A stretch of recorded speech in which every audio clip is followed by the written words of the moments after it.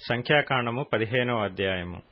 మరియు యెహోవా మోషేకు ఇలాగు సెలవిచ్చెను, నీవు ఇశ్రాయేలీయులతో ఇట్లనుము, నేను మీకిచ్చుచున్న దేశ నివాసములలో మీరు ప్రవేశించిన తరువాత యెహోవాకు ఇంపైన సువాసన కలుగునట్లుగా గోవులలోని దానినే కాని గొర్రెమేకలలోని దానినే కాని దహన బలిగానైనను బలిగానైనను తెచ్చి మ్రొక్కుబడి చెల్లించుటకనియో స్వేచ్ఛార్పణగాననియో నియామక కాలమందు అర్పించునది అనియో దేనినైనను మీరు అర్పింపగోరిన ఎడల యెహోవాకు ఆ అర్పణము నర్పించువాడు 30 నూనెతో కలపబడిన 2 పళ్ల పిండిని నైవేద్యముగా తేవలెను.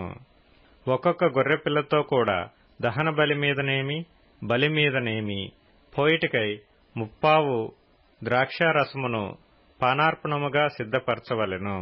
పొట్టేలుతో కూడా పడి నూనెతో కలపబడిన 4 పళ్ల పిండిని నైవేద్యముగా సిద్ధపరచవలెను.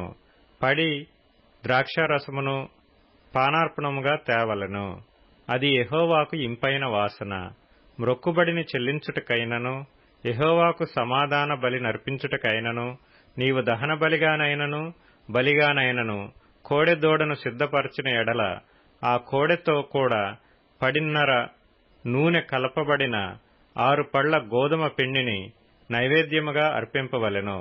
మరియు యెహోవాకు ఇంపైన సువాసన గల హోమముగా 10 ద్రాక్షారసమును పానీయార్పణముగా తేవలెను. ఒక్కొక్క కోడెతో కూడను ఒక్కొక్క పొట్టేలుతో కూడను గొర్రెలలోనిదైనను మేకలలోనిదైనను ఒక్కొక్క పిల్లతో కూడను అలాగు చేయవలెను.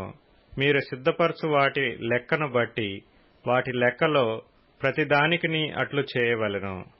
దేశములో పుట్టిన వారందరూ యెహోవాకు ఇంపైన సువాసన గల హోమార్పణమును తెచ్చునప్పుడు అలాగుననే చేయవలెను.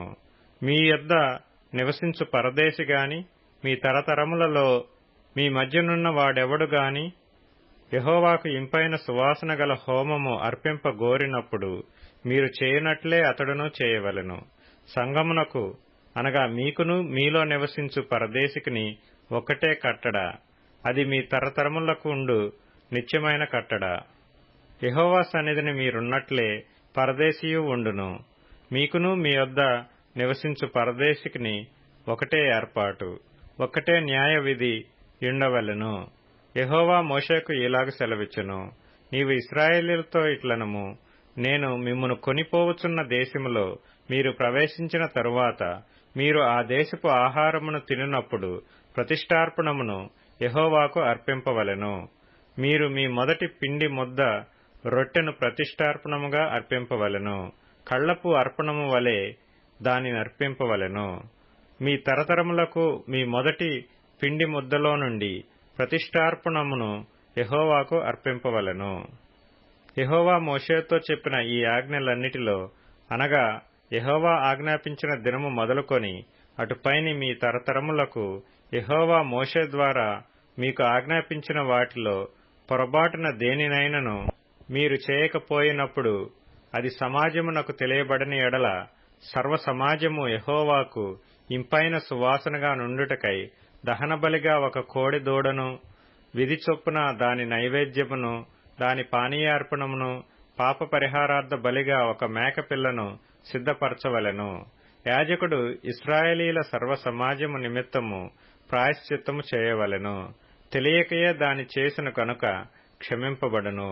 వారు పొరబాటున చేసిన పాపములను బట్టి తమ అర్పణమును అనగా యెహోవాకు చెందవలసిన హోమమును పాప పరిహారార్థ బలిని యెహోవా సన్నిధికి తీసుకొని రావలెను.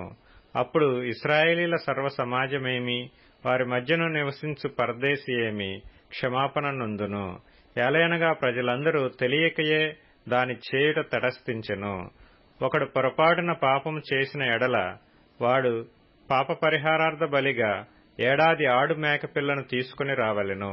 పొరపాటున యెహోవా సన్నిధిని దానిని చేసిన కనుక తెలియకయే పాపము చేసిన వాని నిమిత్తము యాజకుడు ప్రాయశ్చిత్తము చేయును.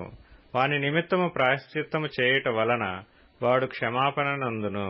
ఇశ్రాయేలీలలో పుట్టినవాడే గాని వారి మధ్యను నివసించు పరదేశియే గాని పొరపాటున ఎవడైనను పాపము చేసిన ఎడల వానికిని మీకును శిక్ష విధి ఒక్కటే ఉండవలెను. అయితే దేశమందు పుట్టినవాడే గాని పరదేశీయే గాని ఎవడైనను సాహసించి పాపము చేసిన ఎడల వాడు యెహోవాను తృణీకరించిన వాడగును గనుక అట్టివాడు నిశ్చయముగా జనులలో నుండకుండా కొట్టివేయబడును. వాడు యెహోవా మాటను అలక్ష్యము చేసి ఆయన ఆజ్ఞను మీరినందున నిశ్చయముగా కొట్టివేయబడును. వాని దోషశిక్షకు వాడే కారకుడు. ఇశ్రాయేలీలు అరణ్యములో ఉన్నప్పుడు ఒకడు విశ్రాంతి దినమున కట్టెలు ఏరుట చూచిరి. వాడు కట్టెలు ఏరుట చూచిన వారు మోషే యొద్దకును అహరోను నొద్దకును సర్వసమాజము నొద్దకును వానిని తీసుకొని వచ్చిరి. వానికి ఏమి చేయవలనో అది విస్తపరచబడలేదు గనుక వానిని కావలిలో ఉంచిరి. తరువాత యెహోవా ఆ మనుష్యుడు మరణశిక్ష నొందవలెను.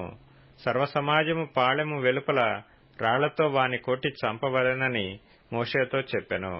కాబట్టి యెహోవా మోషేకు ఆజ్ఞాపించినట్లు సర్వసమాజము పాళెము వెలుపలికి వాని తీసుకొని పోయి రాళ్లతో వాని చావగొట్టెను.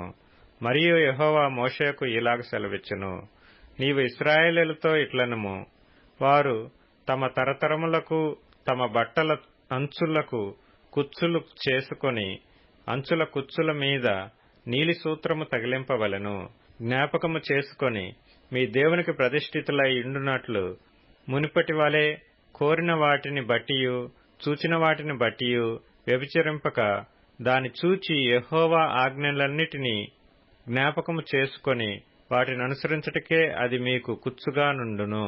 నేను మీకు దేవుడనై ఉండునట్లుగా ఐగుప్తు దేశములో నుండి మిమ్మును రప్పించిన మీ దేవుడనైన యెహోవాను నేనే.